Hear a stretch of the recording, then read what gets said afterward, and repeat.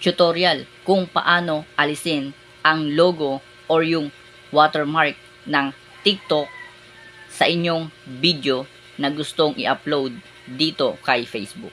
So watch this. So punta lang tayo sa TikTok. Punta kayo sa inyong content. Ayan. So sa akin ito.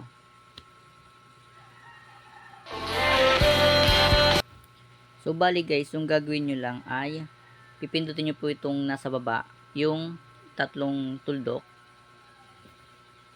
Pagkatapos ay copy link nyo lang po. So pindutin po ito.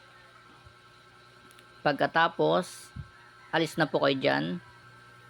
Punta po kayo dito sa inyong Chrome. Kung hindi nyo pa nasa search yan, no, i-search nyo lang po sa taas ang snap tik.app.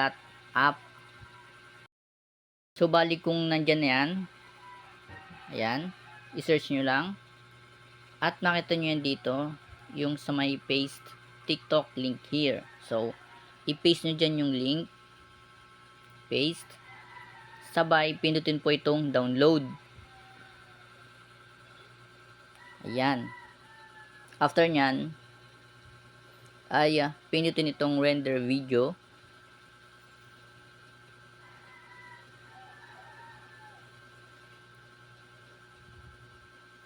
Ayan. Pag nag 100% na yan, ayan, sabay pindutin itong download video. Ayan. So, dina-download na siya. So, ayan, sa taas, file downloaded.